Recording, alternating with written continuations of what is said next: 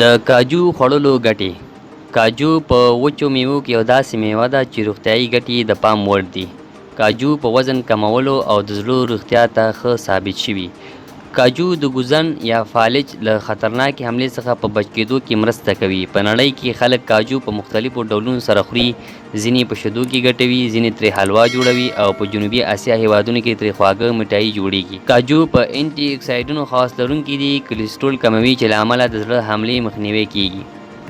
یو څېړنه چې د کاجو په اړه شوې ده وایي چې کاجو د لوړ فشار کمولو کې مرسته کوي. له دې علاوه کاجو د منرالونو، ویټامینونو، پوټاشیم او فولیک اسید لرونکي دي چې دا ټول زړه سالم ساتي.